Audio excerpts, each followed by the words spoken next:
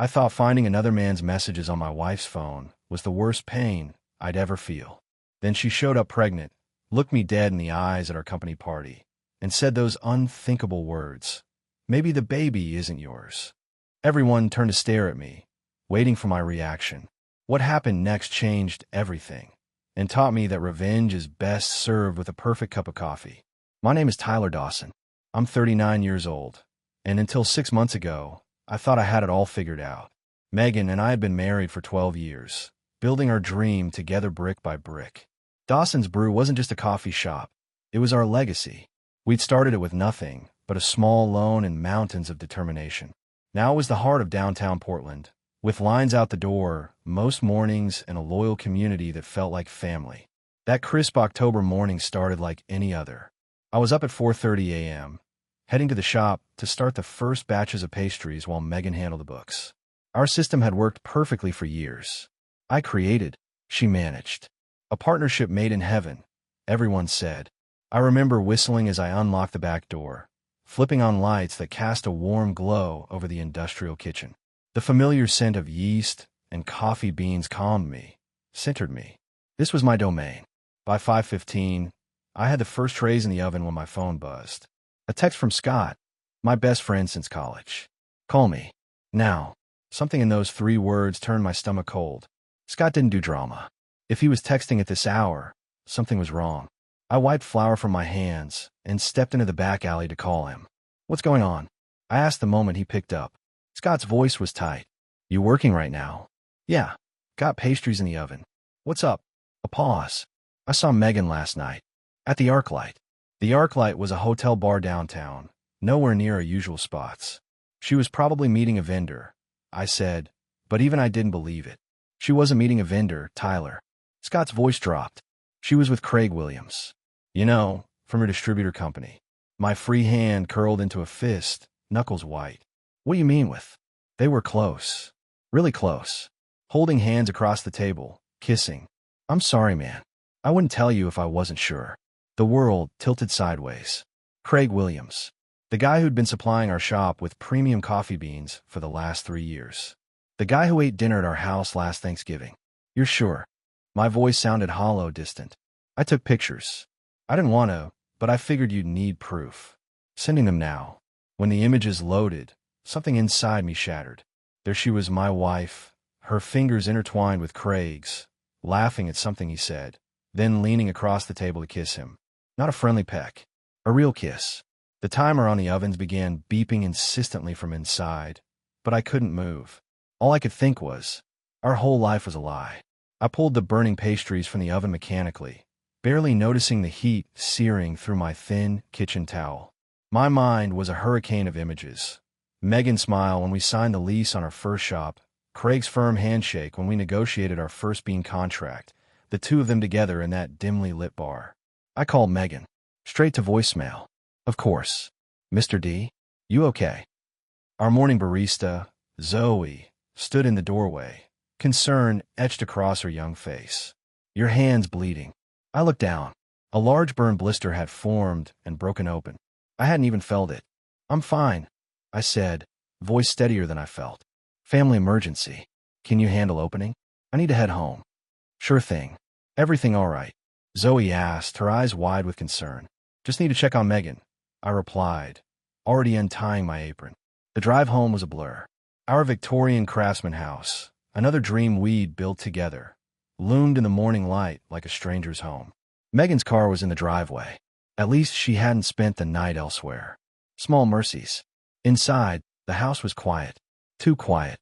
I took the stairs 2 at a time, pushed open our bedroom door without knocking. Megan was just stepping out of the shower, hair wet, wrapped in a towel. For a second, she looked like the woman I'd fallen in love with years ago. Then her eyes met mine, and I saw it. The flicker of guilt, quickly masked with annoyance. "Tyler, why aren't you at the shop?" She turned away, casual, reaching for a moisturizer. I held up my phone, Scott's photos glaring from a screen. "Care to explain this?" She froze, hand midair. Then her shoulders slumped slightly before squaring again.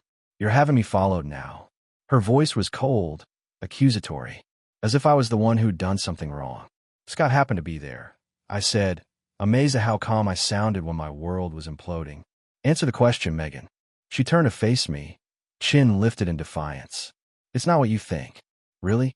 Because it looks exactly like what I think. You. Craig. The Arclight Hotel. I stepped closer. How long? Tyler. How long? Each word was a hammer blow. Megan sighed, sitting on the edge of our bed. 6 months. But it's not serious. 6 months. Half a year of lies. Every kiss. Every I love you. Every business decision we'd made together. All while she was sleeping with our supplier. Is that supposed to make me feel better? I asked, a bitter laugh escaping me. That it's just casual betrayal?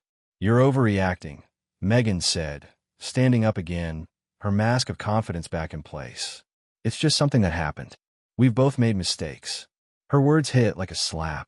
She was referring to my brief slip-up 7 years ago, when we were going through a rough patch. One night, one mistake that I confessed immediately, spent years making up for. Don't you dare compare this, I growled. I came clean. I did everything to earn your trust back. You've been living a double life. What do you want me to say? Megan snapped. That I'm sorry? Fine. I'm sorry you found out this way. Not sorry she did it. Sorry I discovered it. In that moment, looking at this stranger wearing my wife's face, I made a decision. This wasn't something we could fix with couples therapy and tearful apologies. Some betrayals cut too deep. I want you out of the house by tonight, I said quietly.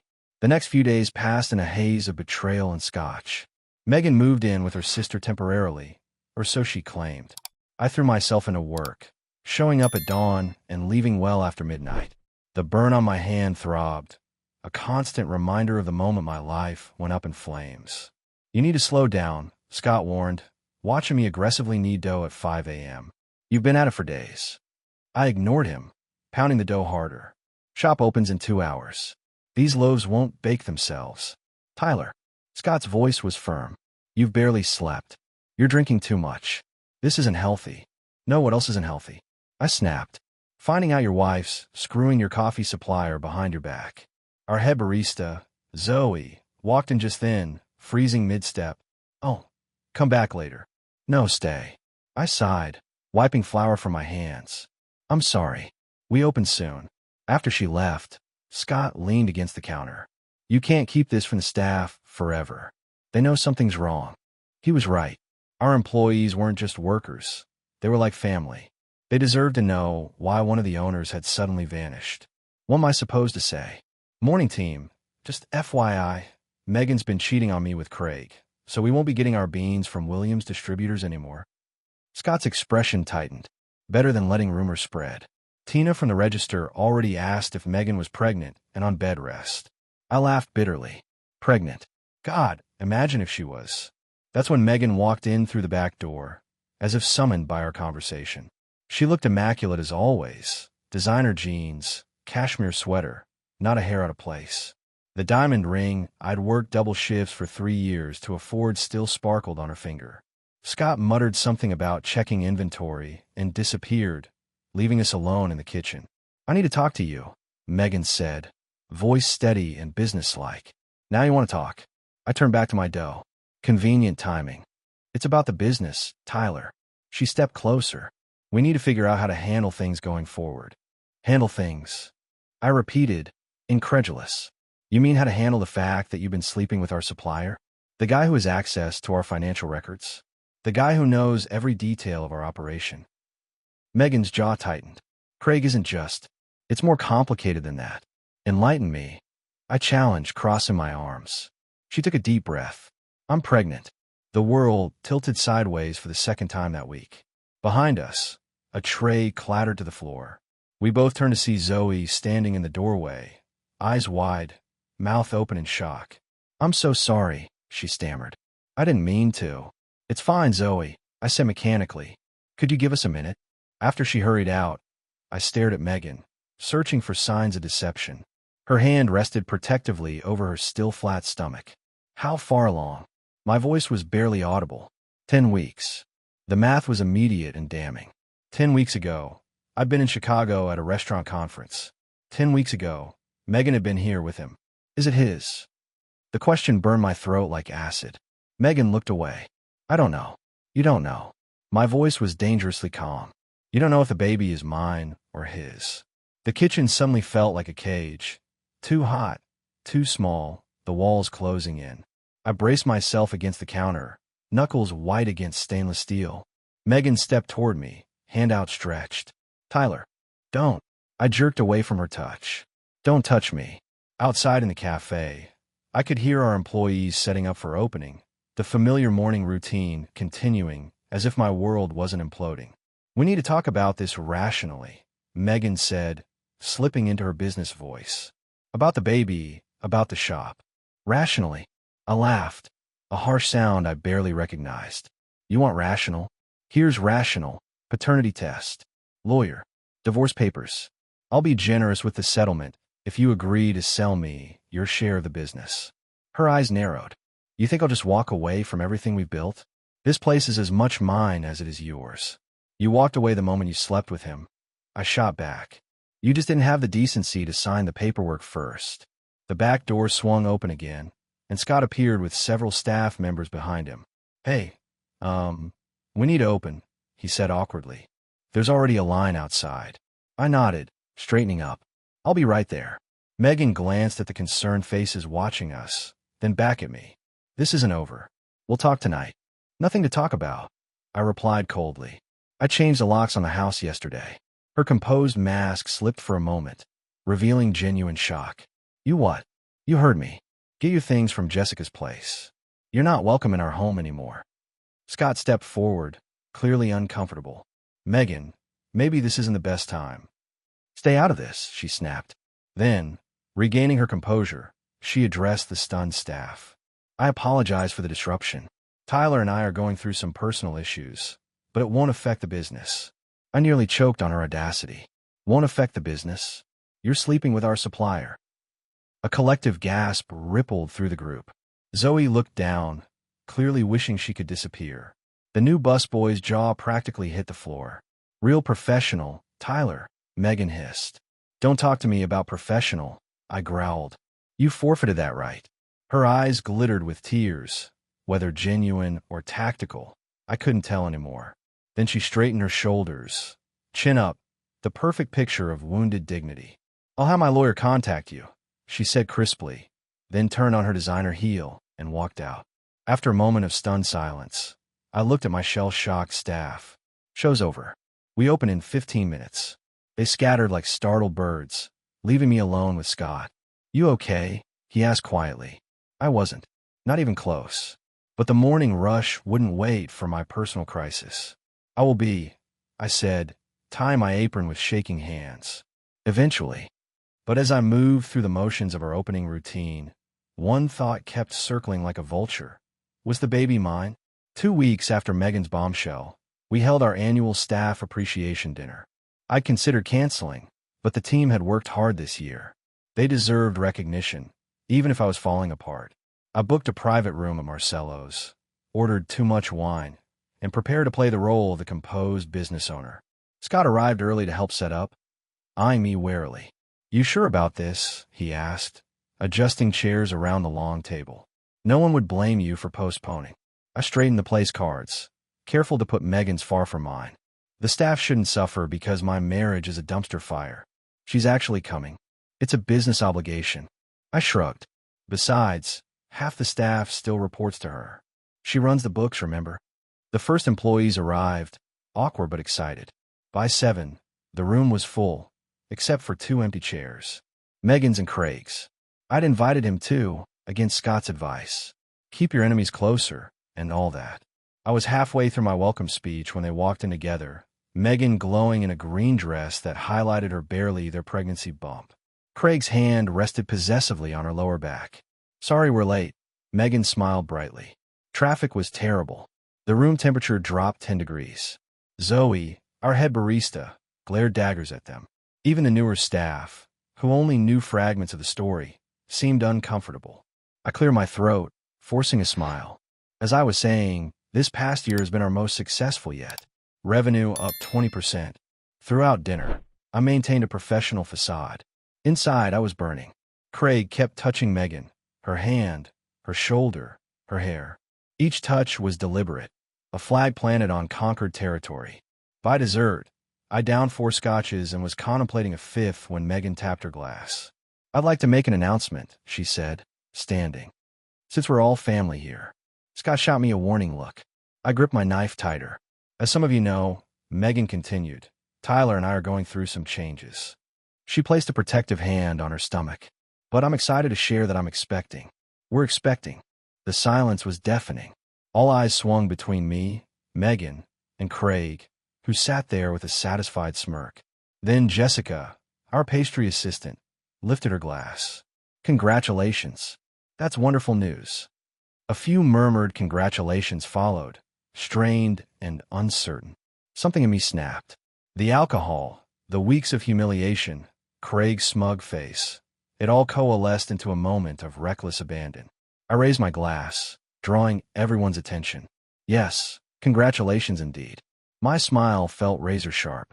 "Though I have to ask, Megan, is the baby actually mine? Or is it Craig's?" I'm a bit confused about the timeline myself. The room froze. Megan's face drained of color.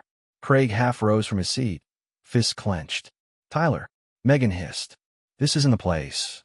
"No." I laughed, the sound hollow. "I thought we were family here." "Isn't that what you just said?" "You're drunk," Craig interjected, voice low with warning. "And you're screwing my wife," I replied evenly. Yet somehow I'm the one being inappropriate. Scott stood, placing a firm hand on my shoulder. "All right, I think we should call it a night. Thank you all for coming." As the staff awkwardly gathered their things, Megan stared at me, tears brimming. For one brief moment, she looked like the woman I'd fallen in love with, vulnerable, real. Then the mask slid back into place, and she was a stranger again. "You'll regret that," she whispered as she brushed past me, Craig hovering protectively at her side. "Maybe." But right then, watching them leave together, all I felt was a bitter sense of victory. The hangover hit me like a freight train the next morning. My mouth tasted like ash, and my head pounded in time with my heartbeat. The restaurant scene played on repeat in my mind. The shocked faces, Megan's tears, my own cruel words. I stumbled to the bathroom, splashed cold water on my face, and stared at my reflection. Bloodshot eyes, stubble verging on beard, hollow cheeks. I barely recognized myself. My phone had 12 missed calls. Most from Scott, 2 from our lawyer, 1 from an unknown number. I ignored them all and headed to the shop. Dawson's Brew was supposed to be closed on Sundays, but I needed the familiar routine, the comforting scent of fresh bread and coffee. The shop had always been my sanctuary. Now it felt like contested territory in a war I never wanted to fight. I was elbow deep in sourdough when the back door opened.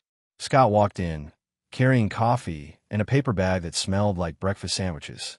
"You look like hell," he observed, setting the food on a clean section of counter. "Feel worse," I grunted, not pausing my kneading. "Megan's lawyer called me this morning." My hand stilled. "Why you?" "Because you're not answering your phone, and I'm listed as the emergency contact for the business." Scott unwrapped a sandwich and pushed it toward me. "Eat. Then we talk." I rinsed my hands and took a reluctant bite. The food settled my stomach enough to make the room stop spinning. "What did her lawyer want?" I asked, knowing I wouldn't like the answer. "She's filing for temporary control of the business assets," Scott said carefully, "citing your erratic behavior and substance abuse issues as evidence you're unfit to manage day-to-day operations."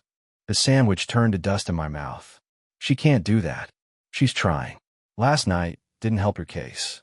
I slammed my fist on the counter, sending a cloud of flour into the air. "She's the one who showed up with her lover. She's the one who made that announcement." "I know," Scott said quietly, "but publicly questioning the paternity of her baby in front of your entire staff doesn't exactly paint you as the stable one." He was right, damn it.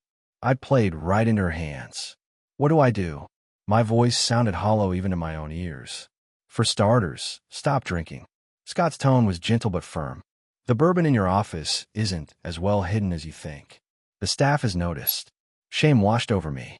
I'd always prided myself on running a tight ship, on being a leader people could respect. Now I was the cautionary tale, the boss losing his grip. And after that, I asked, "Call your lawyer back. Get ahead of this. Then find somewhere to put all this."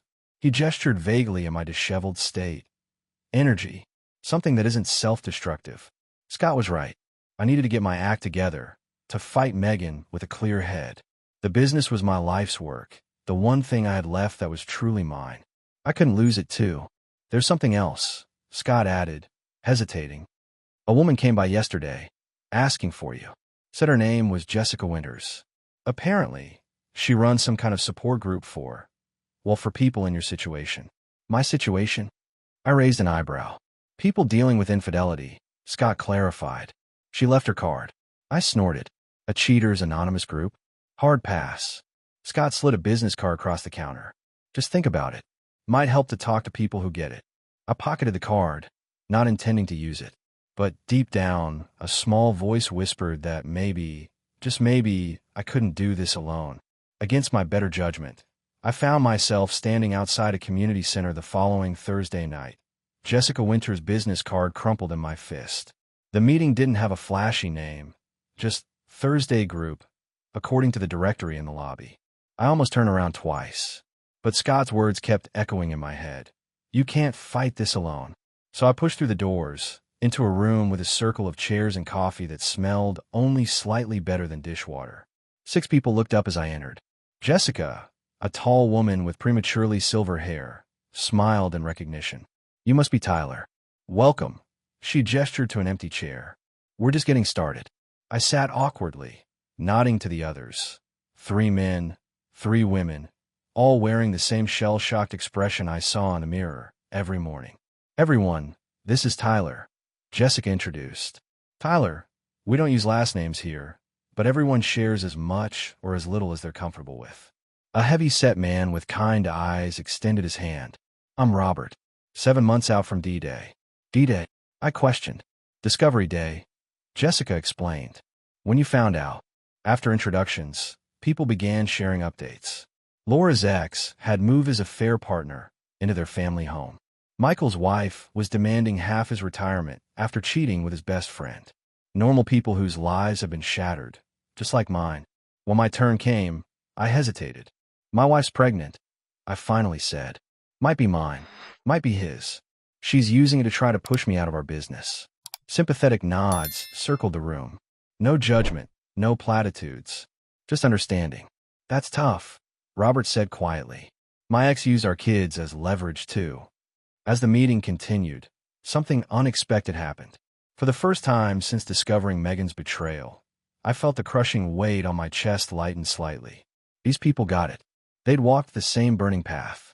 After the formal meeting ended, Jessica approached as I was pouring more terrible coffee. I'm glad you came, she said simply. Scott was persistent. Jessica smiled. He cares about you. She hesitated. There's another group.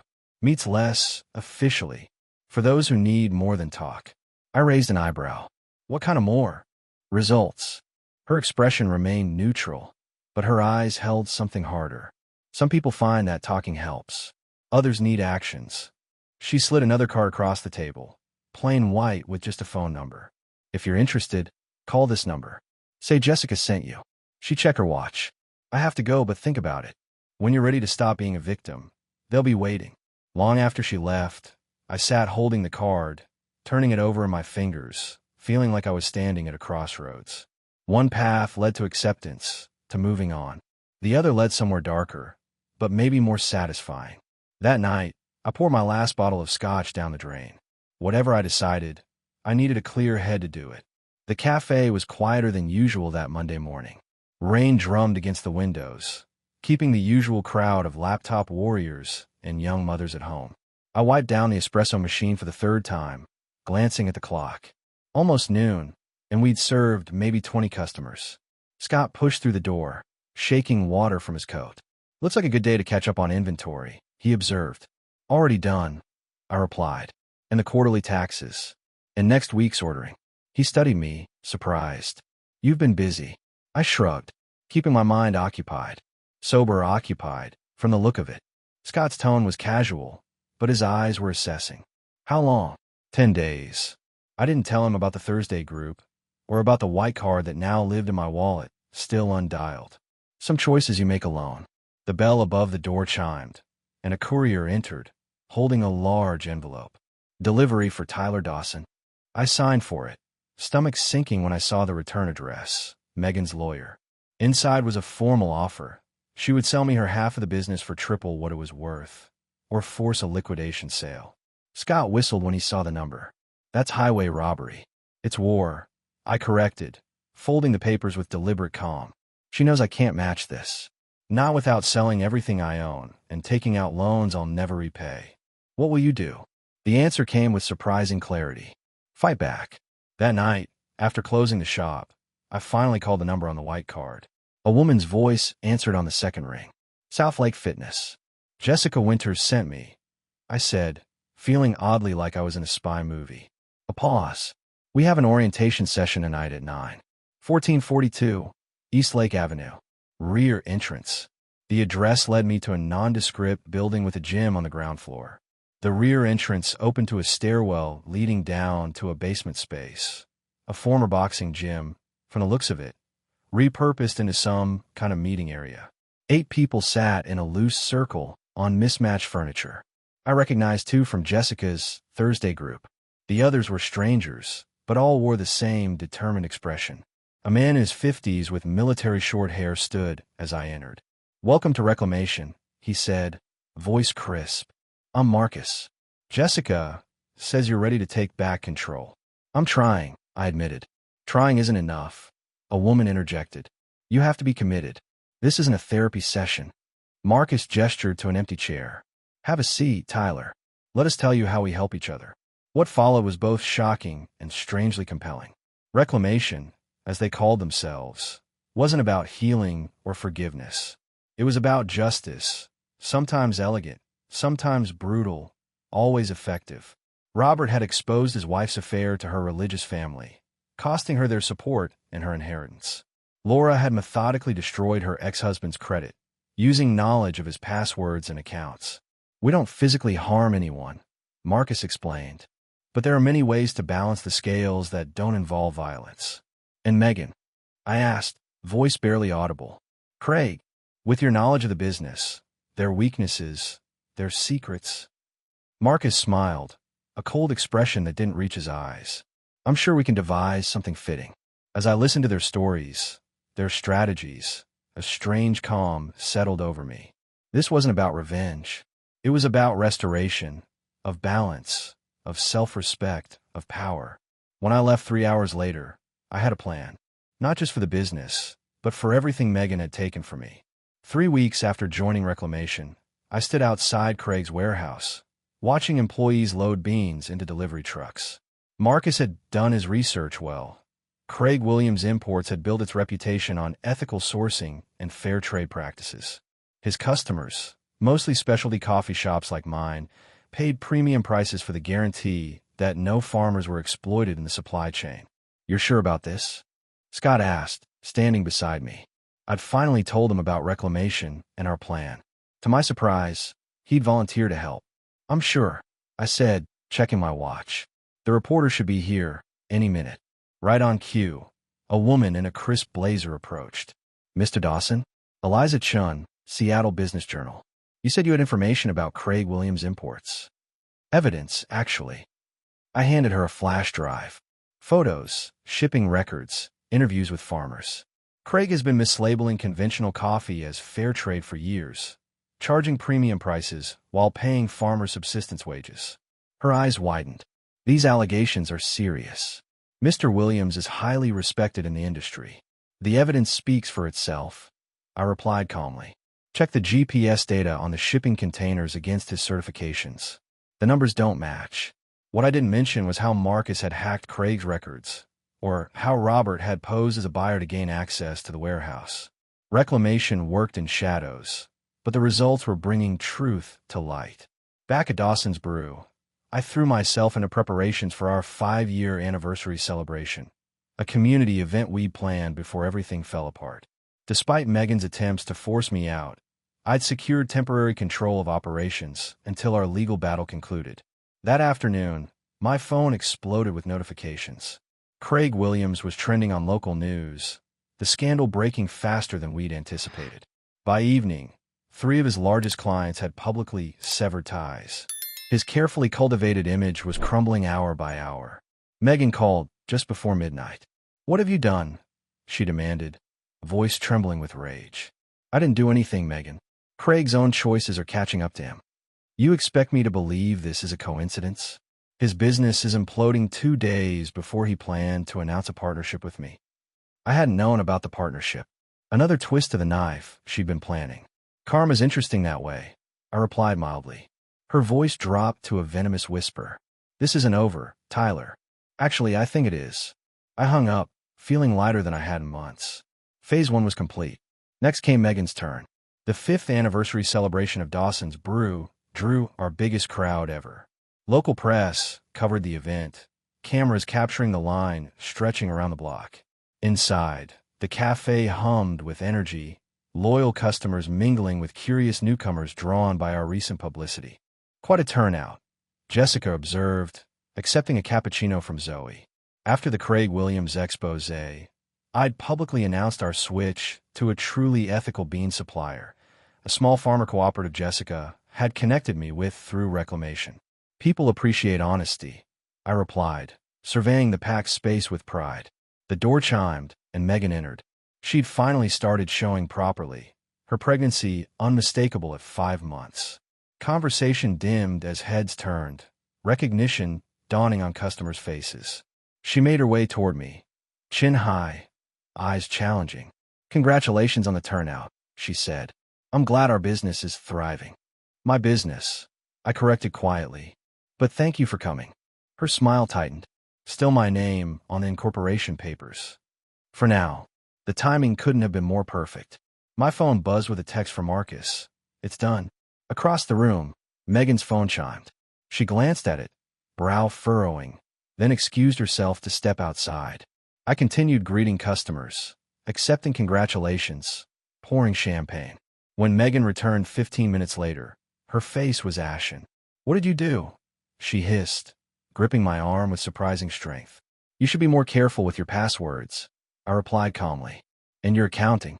The tax documents Marcus had discovered, showing years of personal expenses Megan had written off through the business, were now in the hands of the IRS. Not illegal on my part. All records have been obtained through the business accounts I legally controlled. "You'll go down with me," she warned.